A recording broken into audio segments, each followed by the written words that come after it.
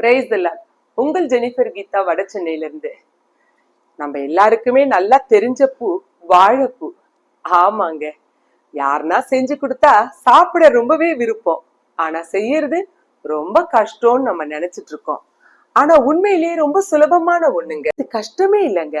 இந்த இதழ உரிச்சோம்னா உள்ளுக்கு இருக்கிற இந்த பூல தான் நம்ம சமைக்கிறதுக்கு உபயோகப்படுத்துவோம். இதுல ஆண்டனா மாதிரி ஒரு நடுப்பகுதி இருக்கும், அதை எடுத்து போட்டுடணும். அப்புறம் வெள்ளை கலர்ல நடுவுல ஒரு இதழ் மாதிரி ஒரு பகுதி இருக்கும், அதையும் எடுத்து போட்டுடணும். அப்புறம் இப்படி எல்லா பூக்களையும் நம்ம வரிசையா வச்சு பொடியா நறுக்கிடணும். அது மட்டும் இல்லைங்க, இந்த வாழைப்பூவை உரிக்க உரிக்க நடுவுல வெள்ளையா கொஞ்சம் உரிக்க, இதுக்கு மேல நமக்கு உரிக்க முடியாதுன்னு ஒரு பகுதி வரும்.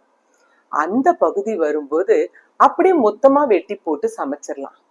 இந்த வாழைப்பூல கூட்டு பண்ணலாம், பொரியல் பண்ணலாம், அப்புறமா வாழைப்பூ வடையும் செஞ்சு சாப்பிடலாம்.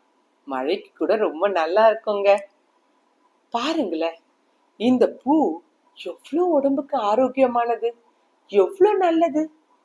அதே போல நம்ம வாழ்க்கைக்கு கூட ஒரு பூ இருக்குதுங்க. ஆமாங்க, அன்பு.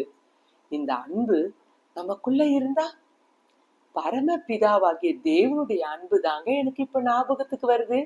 பாருங்களேன், உங்க மேலேயும் என் மேலேயும் அவர் வச்சிருந்த அந்த அன்பினால அவர் தன்னுடைய ஒரே பேரான குமாரனாகிய இயேசு கிறிஸ்துவ சிலுவை மரணத்துக்கு ஒப்பு கொடுத்தார், கிருபாதார பலியாய். ஆமாங்க, அவருடைய அன்புக்கு நிகரா நம்ம எது சொல்ல முடியும்? நம்ம வாழ்க்கையில மாத்திரம் இந்த அன்பு இருந்தா. 1 கொரிந்தியர் 13ஆம் அதிகாரம் 13ஆம் வசனம் சொல்லுது, இப்பொழுது விசுவாசம், நம்பிக்கை, அன்பு இம்மூன்றும் நிலைத்திருக்கிறது, இவைகளில் அன்பே பெரியது அப்படின்னு சொல்லப்பட்டிருக்குங்க. அந்த பெரிதான அன்பு உங்களுக்குள்ள எனக்குள்ள இருந்தா அப்புறம் பிரச்சனை ஏதுங்க? God bless you all.